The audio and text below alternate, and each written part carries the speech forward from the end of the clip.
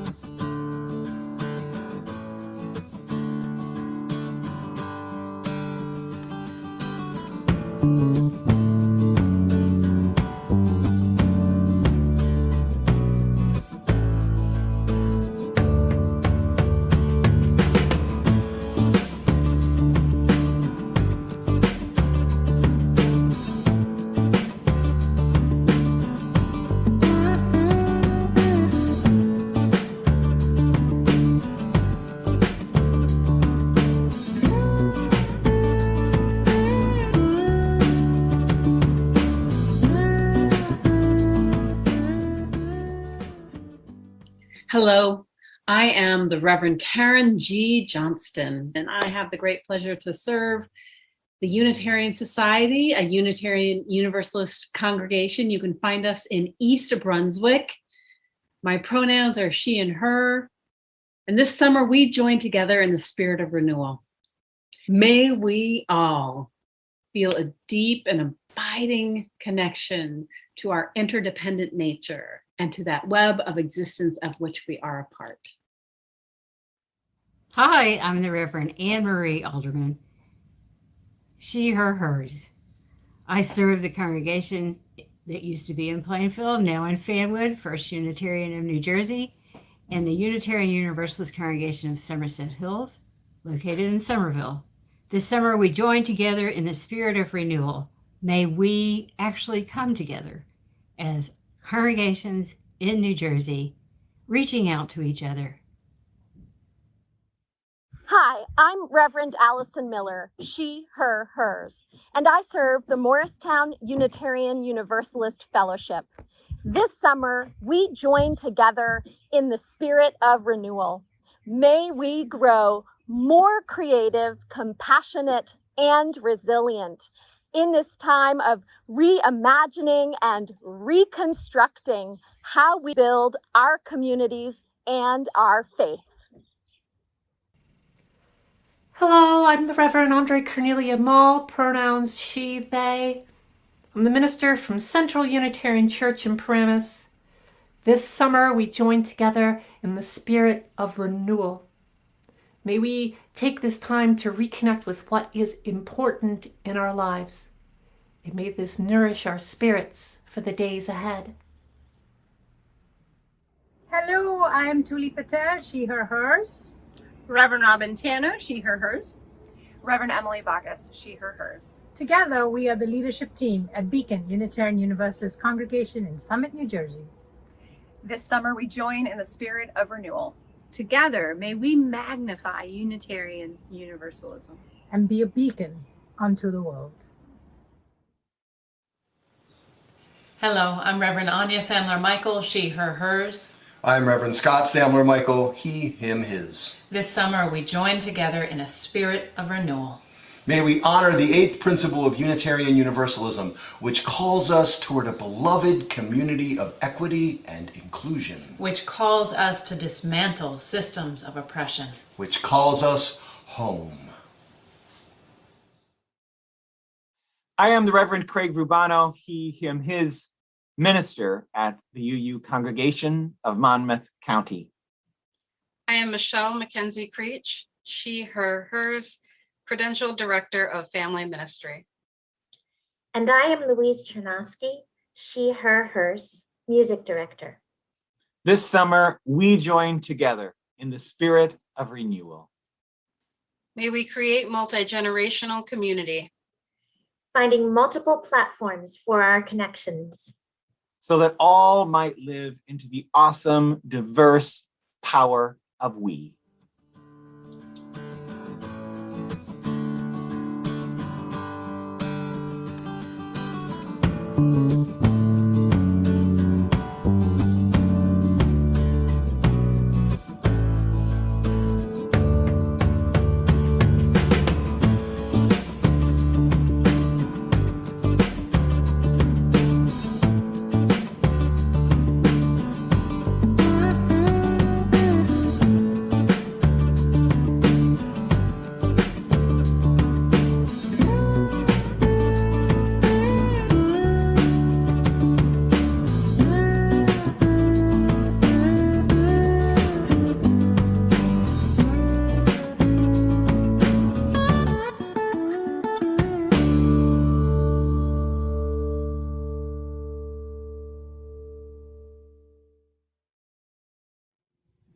In the words of Annie Dillard, we are here to abet creation and to witness to it.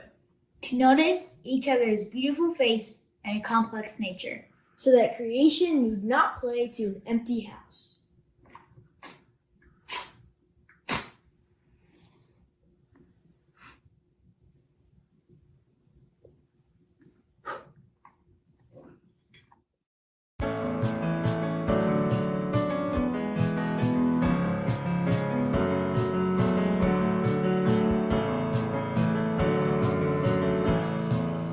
Morning has broken like the first morning. Blackbird has spoken like the first bird. Praise for the singing, praise for the morning, praise for them springing fresh from the word.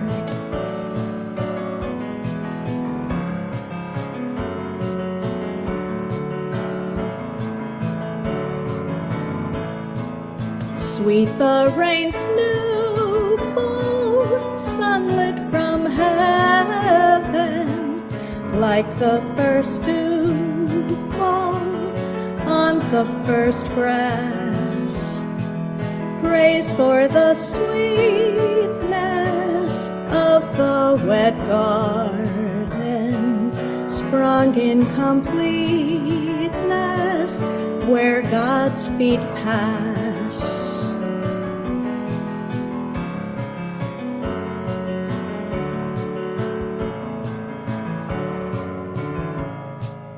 Mine is the sunlight, mine is the morning, born of the one light, Eden saw play. Praise with elation, praise every morning, God's recreation of the new day.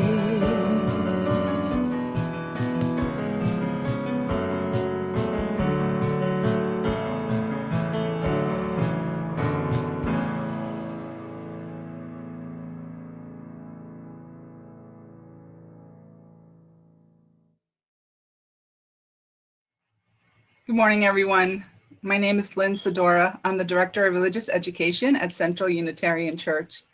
And it's my pleasure this morning to share with you the story, Monarch and Milkweed by Helen Frost and Leonid Gore. In a patch of dirt behind an old red barn, milkweed stretches into warm spring air. Its roots reach deep and wide. Its stem points to the sky. Monarch spreads her wings and rides the wind past white and yellow daisies across a creek heading north. Milkweed's new leaves push out, then purple flowers soft and round and fragrant. Monarch finds a dandelion, drinks its nectar and flies on. She stops again, rests and drinks and flies again.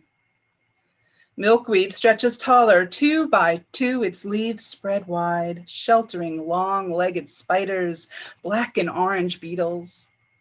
Monarch lights on milkweed, drums her feet on milkweed's flower, and tastes home. Milkweed's flowers fall away, green pods push out. Inside these bumpy fists, new seeds are forming. Monarch finds a mate and stays with him all afternoon, all night, and into the morning. Eggs in her body grow heavy. She searches for milkweed. A breeze bends milkweed side to side. Monarch chooses its best leaf. Swaying in the breeze with milkweed, she curls her body underneath the leaf and glues one pale yellow egg to its soft underside. She flies from milkweed plant to milkweed plant, stopping on each to lay one shiny egg. Inside Monarch's egg, a caterpillar forms, and 4 days later pushes out, shorter than an eyelash, almost invisible against the leaf's pale green. It eats the shell that held it, then moves across the leaf. It eats the leaf. It grows.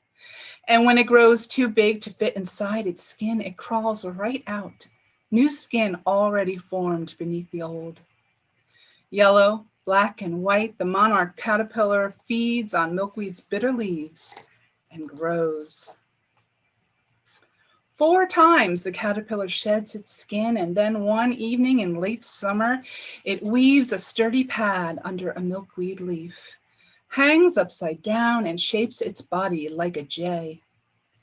Its feelers droop, And one last time it sheds its skin. It twists and turns and pulls its body up, transforming into a chrysalis. It hangs beneath the leaf, a shining jewel, jade green, specked with gold. 12 days the monarch chrysalis shines in noontime shadows. 12 nights it waits under the moon and stars. It grows darker, gray, then black and orange, as new monarch wings shine through. Early one morning, the chrysalis splits open. A new monarch steps out, moist wings pressed against her body. She clings to the clear case of the chrysalis as warm air dries her wings. She opens her wings, closes them, opens them wide. A light breeze lifts her and she flies.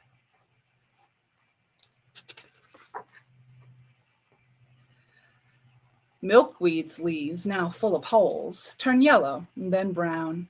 Their edges curl and they begin to fall. Monarch flies from purple zinnia to black-eyed Susan, drinking nectar, getting ready. As the days turn cool, she turns south towards warmer air to begin her longest journey. Milkweed's pods are full. Its seeds are almost ready. In September's sun, the pod's strong walls turn dry and brown. Monarch flies and rides the wind, stopping only long enough to drink sweet nectar from a field of purple asters. She follows the last flowers of summer as she flies on and on, almost 2,000 miles, all the way to Mexico. Milkweed's pods split open. Brown seeds lay close together on a soft white bed. October wind catches a silky tendril, opens it, and lifts a seed into the air, carrying it out and away across a river to an old white house. A kitten reaches up a paw and bats at the white fluff until it disappears. Rain comes, snow comes, rain comes again. Sun warms the earth, earth warms the seed, and under the dirt it opens. Roots reach down, a tip of green presses out and up towards the warmth and the light. Milkweed's first spring leaf unfurls. And far to the south, in Mexico, monarch rides the wind towards it. The end of our story, but not the end of this miraculous journey. Blessed be. Thank you for that story, Lynn. My name is Nick Walwork, and I am the new Director of Religious Education here at the Morristown UU Fellowship. I'm so happy to be with you today. We want to give you an activity to do with your family so that you can use your creativity to be part of the story of the butterfly. And so the Solu family has put together a lovely way for you to create a butterfly in your home with your family. Making butterflies are a fun thing to do in the summer. Maybe a grandma or a mom or a dad or an uncle can help you make yours. There are many ways to make butterflies. You can make them with tissue paper and a pipe cleaner, or a coffee filter and a clothespin. My son and his grandma used watercolor paper to doodle these projects and then paint a vibrant background to show off the pretty creatures. Today, they made these by finding a photo of a monarch, then on a piece of orange paper, grandmother and grandson began to draw their butterflies using a black marker. Next, they used a whiteout pen to make the distinctive lines and spots. Have fun making yours to celebrate the arrival of our beautiful winged friends from Mexico. And one more thing to think about as you make your butterflies. There are 50 million monarch butterflies coming up all the way through the United States from Mexico this summer. It takes 4 generations to make that journey. In the story of the butterfly and the milkweed, we heard of a longer journey, not just the individual transformation of that one butterfly, but the longer journey of migration of the monarch butterfly. And this journey is one that is across a whole continent. So the monarchs that are in eastern North America actually cross the entire continent, and in the winter, they spend time in the Sierra Madre Mountains of Mexico.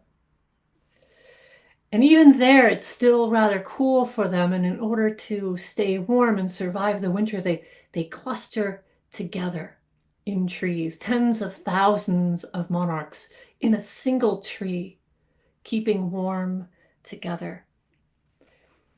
In the book Flight Behavior by Barbara Kingsolver, the monarchs and their journey play a big part of that novel. And the main character, when she first encounters these clusters of butterflies in the trees, doesn't know what she's looking at. And at first thinks, because of the orange color and the movement, that the trees are on fire, and she panics with fear. But then when she realizes it's not fire, but before she knows that it's the butterflies, that fear gives way to something else. Kingsolver writes, "Fascination curled itself around her fright. This was no forest fire. Unearthly beauty had appeared to her, a vision of glory to stop her in the road. For her alone, these orange boughs lifted, these long shadows became a brightness rising. It looked like the inside of joy, if a person could see that. It looked like the inside of joy, if a person could see that. A valley of lights, an ethereal wind. It had to mean something. It had to mean something." This longer journey of the butterfly, one of the fascinating things about it is it also doesn't occur in one generation. It occurs over multiple generations. It takes 3 to 4 generations just to do one cross of the continent. So going from Mexico all the way across North America and back again to Mexico, that is up to 6 to 8 generations that do that journey. And when I think about this journey and I think about, does it have to mean something? I think about my own individual transformation in my life. The significant changes, the significant journeys that I have been on. And I realize that while I am a single individual like that butterfly, and while I am making that own unique journey that is my life, I have done that journey. I have done that journey because of people who have come before me that have created the opportunities for my own journey. Just some of the people I think of are, for example, my blood relatives who came to this country from Europe looking for a better life for their family. I think of my mentors, people who taught me, people who gave me opportunities to learn and to grow. And then, of course, I think of other ancestors, which for me as a trans and queer person are those ancestors of mine who fought for my freedom, for my ability to be who I am today. This is the larger journey that is connected to mine. This is the meaning that I find when I consider this longer journey of the monarch butterfly. And so I ask you to consider your own life, your own transformations. You. What are those significant changes that have occurred in your life? What are those significant moments in your own unique individual journey? Think about that for a second.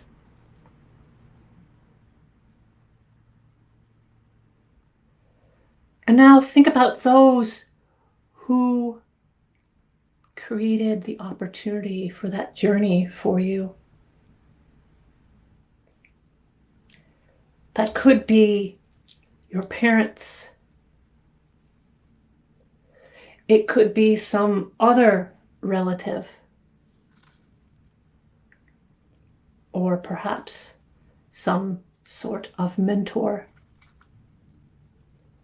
Those that were directly engaged in your life that helped you on your journey.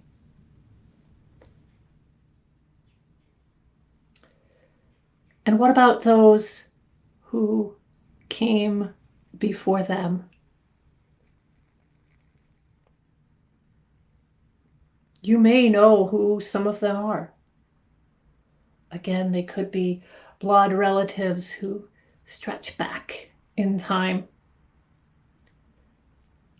They could be other individuals who created opportunities that you now enjoy, such as ancestors who fought specific struggles.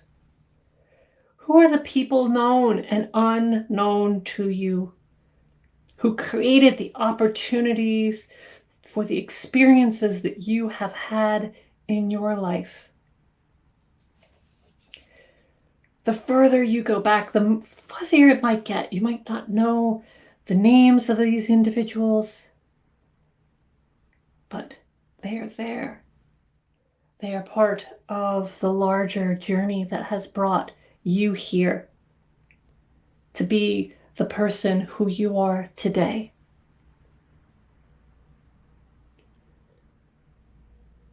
And what about those who will come after you?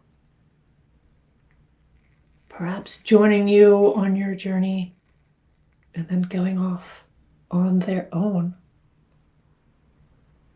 Who are those who will inherit this journey from you? It could be children, could be students, perhaps mentees,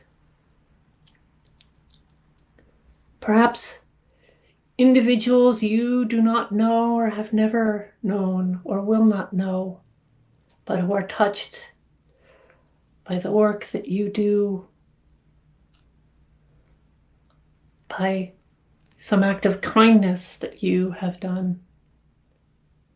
Who are those who will inherit the journey from you? They are also part of this longer multi-generational journey. Those who you are nurturing to be their whole selves in this world. Those who will inherit the freedoms born out of your own struggles, stretching far into a future we can't quite imagine. So pause for a moment to just take this all in. You, those that nurtured you on your path and brought you into being, stretching back through time. Those who will follow the journey after you. From this vantage point, looking across this larger journey, what emerges for you? What thoughts or emotions are most present for you? What does this larger journey mean for you?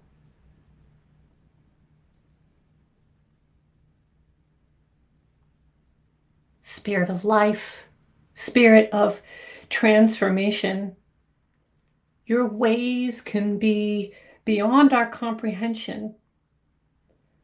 Your work beyond our plans, beyond our control.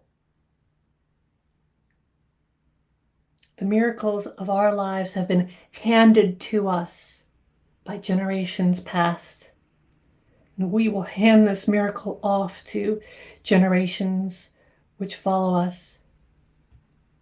May we, like the butterfly that follows directional aids like the sun or the wind, may we find our own directional aids again handed to us. Love, justice, wholeness. May these be the aids that guide us on our path, that we hand to the generations beyond us. Blessed be. Amen.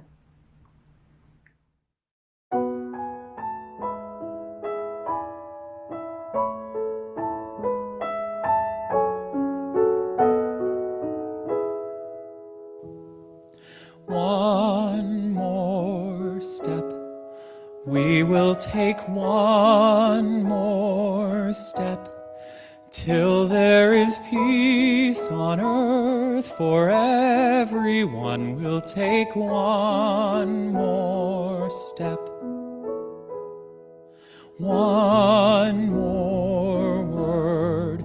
We will say one more word till every word is heard by everyone. We'll say one more word. One more prayer. We will say one more prayer till every prayer is shared by everyone. We'll say one more prayer. One more song. We will sing one more song till every song is heard by everyone. We'll sing one more song.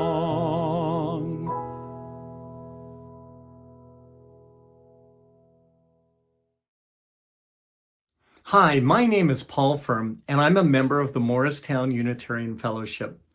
This is the moment in our service to allow each of us to generously support our congregations and our wider communities. Helene and I have made an incredible journey in our fellowship, from curious visitors and young parents to members, RE teachers, board members, and more. We have built deep and wonderful friendships and grown in our Unitarian Universalist faith all along the way. Such a journey instills deep gratitude, and this has grown even more as our congregations have risen to the challenge of nurturing us during this trying pandemic through their calls, outreach, pastoral care, and uplifting virtual services and lifespan education.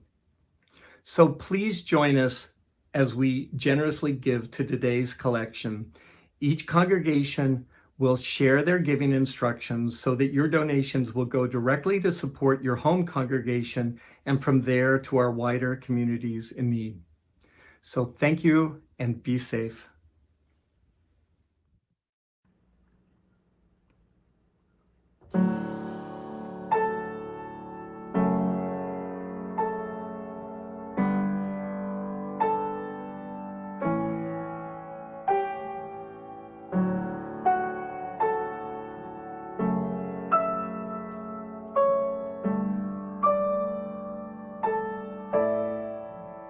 I had a dream last night.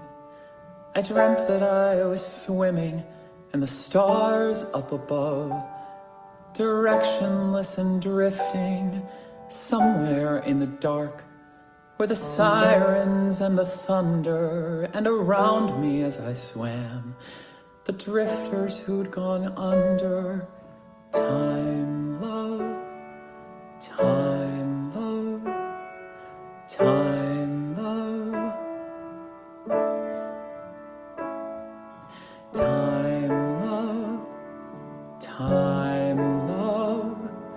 Time, love, it's only a change of time.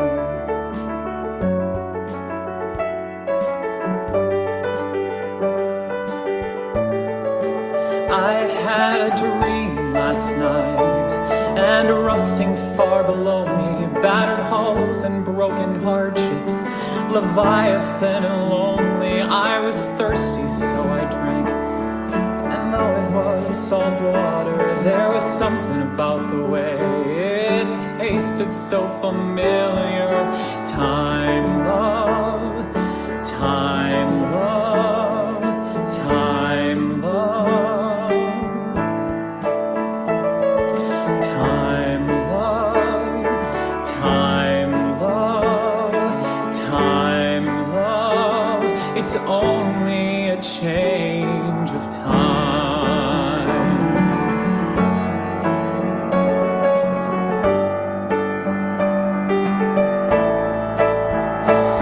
The black clouds I'm hanging, this anchor I'm dragging, the sails of memory rip open in silence.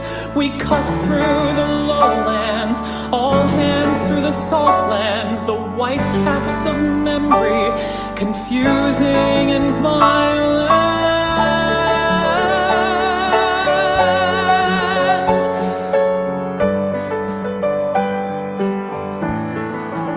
I had a dream last night, and when I opened my eyes, your shoulder blade, your spine, were shorelines in the moonlight, new worlds for the weary, new lands for the living. I could make it if I tried. I closed my eyes, I kept on swimming. Time, love, time, love, time, love, time, love, time, love, time, love. It's only a change of time, time, love, time. It's only a change of time.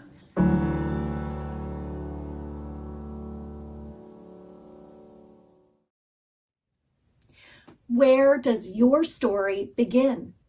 That was the question Ruby Sales, civil rights activist and freedom fighter, asked those of us who were present at a gathering centered around faith, arts, and justice 2 summers ago.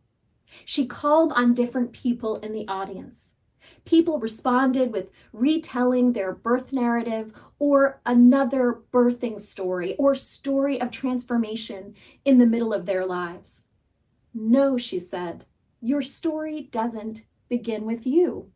And she went on to model what she meant, telling the story of her great-great-grandmother and the elders in her great-great-grandmother's village, followed by her great-grandmother's story, her grandmother's story, and so on.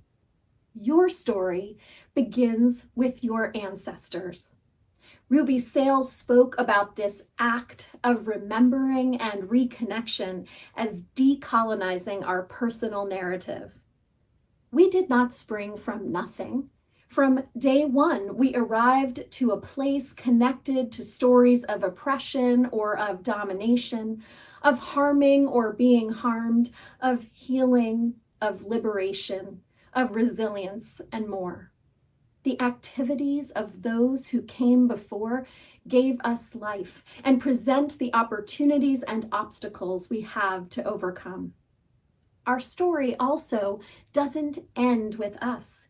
It continues through our descendants, sometimes our own children, grandchildren, and so on, and always the people who come after us in the villages we are a part of, the communities in which we live and move and lead. Our Unitarian Universalist communities are one of those village spaces. The monarch butterfly we've shared in this service provides an example in the natural world where we can appreciate both the individual lifespan and its story of birth, growth and change, and that the story begins with the survival of those who came before. Of course, it is never the story of an individual, even in one generation, even when our attention may be limited to monitoring one particular monarch chrysalis on a milkweed plant with great anticipation for what comes next. The monarchs migrate and move together to ensure the best outcome for the collective. Each succeeding monarch generation lasts 2 to 6 weeks long until the last one, which lasts 8 to 9 months. Inside of 1 year, it takes several generations for the monarchs to migrate from Mexico to North America, as far as Canada, and back again. What about the stories we share about our spiritual lives and journeys, or about the religious village we are a part of, our Unitarian Universalist congregations? Most Unitarian Universalists come into our tradition from another one or from nothing, which impacts how many people think and speak about our faith. At times, we risk limiting our perspective to our own personal narrative of the time we've participated in our congregation and what worked for us that made us want to join.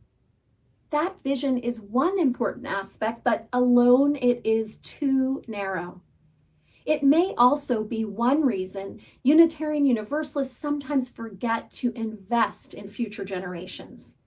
When I was chair of the UUA's Campus Ministry Advisory Committee, which no longer exists, I remember many congregations saying that they couldn't afford to support a campus ministry because it wouldn't result in pledges.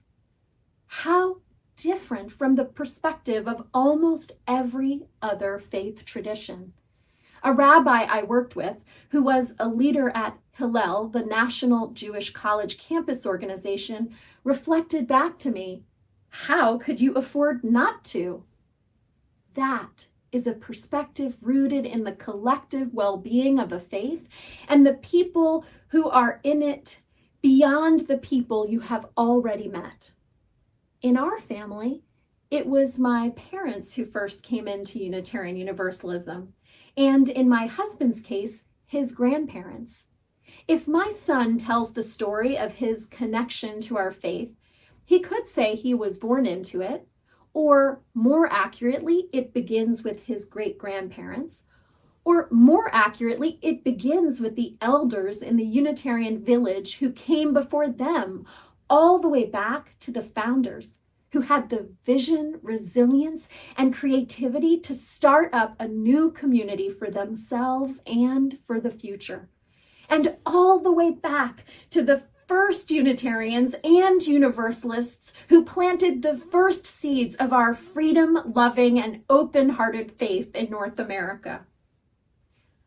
Whether or not we are born into or come into our faith, we have received a great spiritual inheritance, and our generation is called to adapt, change, and grow in ways that respond to the call of love and liberation in the time in which we live.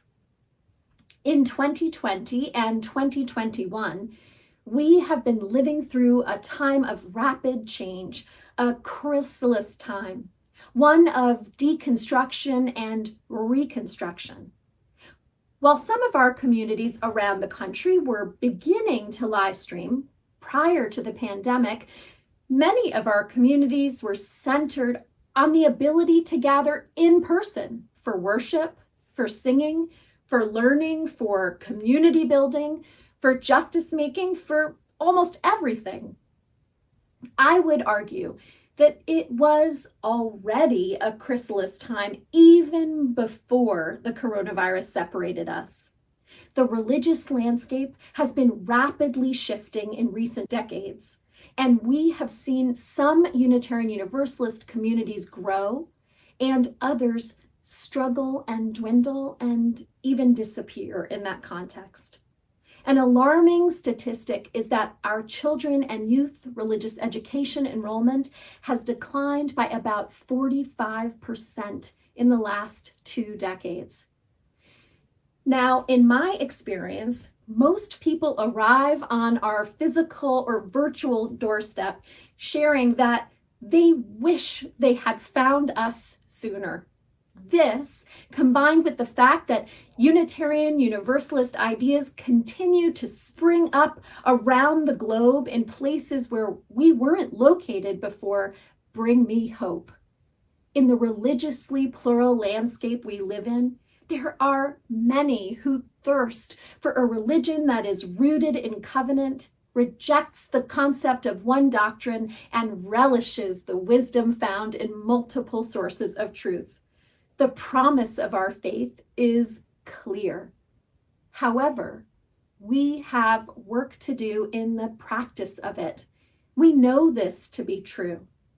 The recent momentum in our state and across the country as congregation after congregation adopts the 8th principle stating our commitment to dismantling racism and other oppressions in order to build the beloved community is connected to the shifts we need to make. We were a tradition founded on the ideals of individual freedom. In the 1980s, we added an understanding of the importance of promoting interdependence to our covenant. And now in the 2020s, we are being claimed by the promise of a collective liberation, which involves the interplay of freedom and a spirit and ethic of love. If we are to truly ever become the multiracial, multi-generational, religiously plural, and liberating faith we dream about, we also need to be mindful about the cultural lens or lenses through which we refract and reflect the saving messages of our faith. Who are we imagining participating when we plan for worship, religious education, justice building, and all we do? Is our congregation sharing our open-hearted, liberating faith through one particular era, culture, or source tradition? Let's take music as an example. As UU theologian Tandayaka says, religion is not just about beliefs. It is also about emotion and affect. Music is a significant part of that experience. Does the music offered in our communities reflect the best of our ancestors? Whose ancestors do we privilege? Does the music we share include music we grew up hearing or younger people in the congregation grew up hearing? What about the shifting demographics in our neighborhoods? Does the music that you hear feel connected to what the people who live around you listen to? In this time of virtual services, we have mourned the loss of being able to sing together at the same time and in the same place. That is most definitely something we want to return to when it is safer to do so. However, our music directors across the association have shared rich resources with one another and also connected with non-UU musicians and what they have to offer. In some ways, where I serve in Morristown, and from what I've seen in other UU congregations, online, we've been able to expand what music looks, sounds, and feels like beyond the capacity of our particular community. As we return to in-person services, I pray we hold on to new ideas and continue the practice of new possibilities. Music is just one important aspect of our communities. Moving online has also helped us see shifts in terms of accessibility. People can watch us if they are confined to their home or assisted living. Everywhere we are accessible. If they live in Japan or California, they can still make the commute, or if they work on Sundays, they can watch the recording later. As we reflect on the monarch and our faith today, it is important to note where the comparisons diverge. The monarch and the milkweed are in a relationship with each other that cannot be supplanted by another. They have co-evolved together. This year, there is alarming news that the numbers of monarchs continue to be on the decline, and they may be headed down the pathway of extinction. Our faith is not like the monarch and the milkweed in that way. We are not bound to one type of butterfly or to one source of nourishment. Our free faith is available to anyone and everyone who feels called by it and claimed by it. And all who enter have a role in expanding all the nourishing possibilities for the future. This summer is a time of renewal and excitement as we look forward to the changes we hope the vaccination will make possible for us to be safer and together. It is a time of anticipation rather than expectation as we imagine the good things to come, rather than holding certainty about the events that lie ahead. May the gifts of anticipation unfold for all our communities, including moving with hope, a spirit of experimentation and joy. May we co-create renewing communities that are even more liberating and loving and resilient with each succeeding generation. May it be so.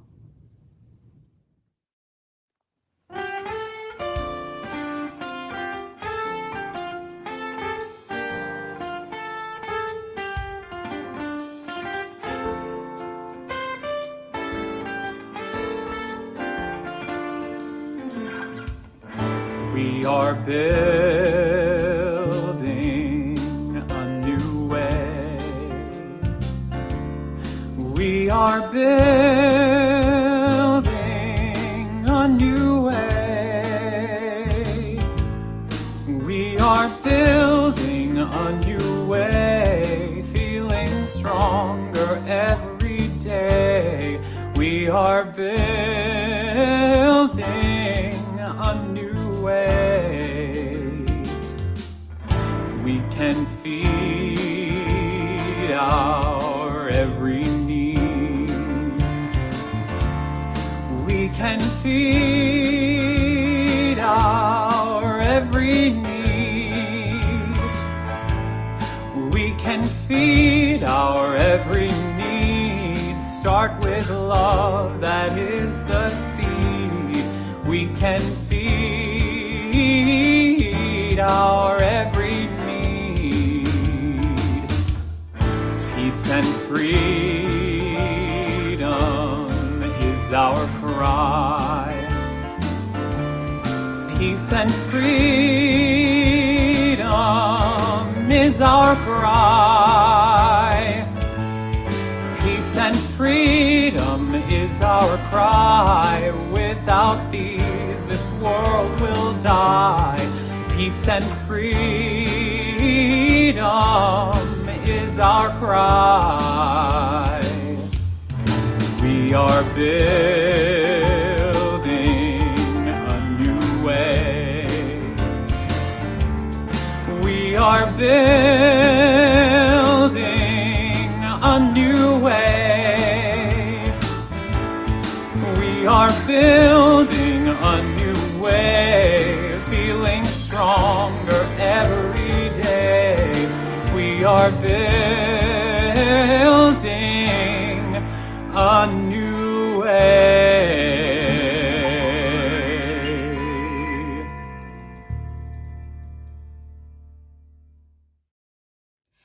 And now, in our going, may the light of love bless us and keep us. May it shine down upon us and radiate out from within us. May it be gracious unto us and grow our commitments to liberation. For this is the day and the life that we are given. So let us plant seeds of hope and healing, joy and justice in it.